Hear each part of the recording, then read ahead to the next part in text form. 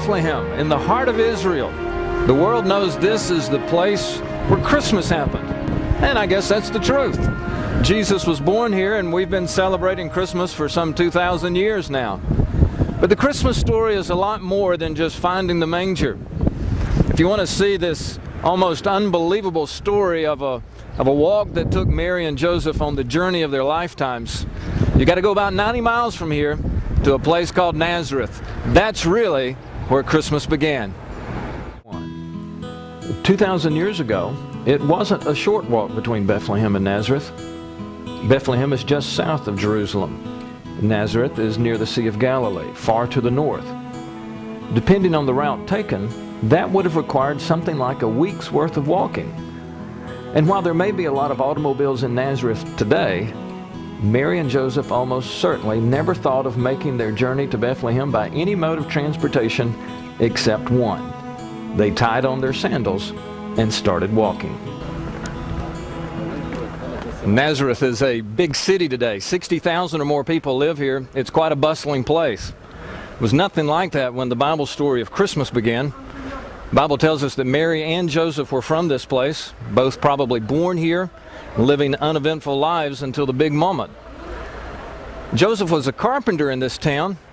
He would have planned on teaching all of his sons his trade, and that would have included the firstborn of Mary.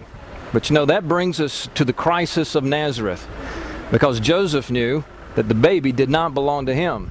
It was a scandal of immense proportions. It took an angel with a message from God before Joseph would accept both Mary and the baby and move on with his life. Of course, most of our attention in the Christmas story goes not to Joseph, but to Mary. She was a young girl. Scholars tell us she would have been near the age of 15, give or take a year or two. The Bible tells us she was a special young woman, a virgin appointed by God to carry the Messiah. Tradition says it was near this very spot where Mary heard the news from the angel that she was going to be carrying God's child. A beautiful church has been built over the spot to mark it, and Christians come here by the thousands each year. As Mary accepted God's command to be a part of this very unusual calling, she knew her life was about to be very difficult and very different. That's probably one of the reasons she traveled a long distance from here, some 80 miles past Jerusalem, to be with a relative she loved for much of the pregnancy. Mary wanted to be with Elizabeth, the wife of Zechariah, in their home just to the west of Jerusalem. En-Karim is a sleepy village even today, and it must have been a great place of rest for Mary. In Nazareth, Mary would have been subjected to a great deal of criticism. She was, after all, an unwed mother-to-be, and her story of a miraculous conception probably wasn't getting many believers. As she made the long walk to En-Karim, Mary must have wondered if even Elizabeth and Zechariah would believe her story. So what a surprise it must have been when Mary found that Elizabeth was dealing with a miraculous pregnancy herself. The baby she carried would become known as John the Baptist, the rugged prophet who warned all Israel that the Messiah was on the way. Elizabeth and Zechariah were far too old to be having children, but there she was. And Elizabeth said as soon as Mary stepped foot into her home that her baby leapt in the womb. It was another sign from God that God really was involved in this process. Both women must have been comforted. You know, Mary was a long ways from home. She would have to journey all the way back to Nazareth before taking that unexpected late journey all the way back to Bethlehem.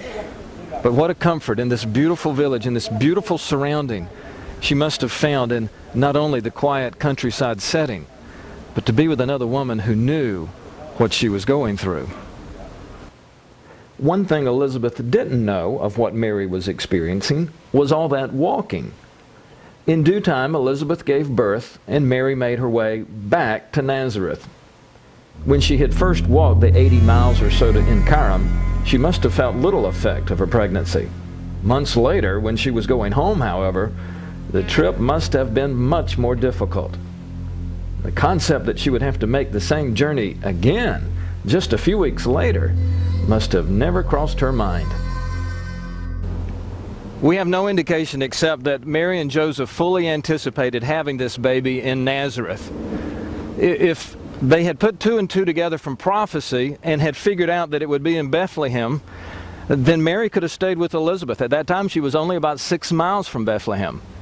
Instead, she came all the way back to Nazareth. Very long journey, the second of her pregnancy.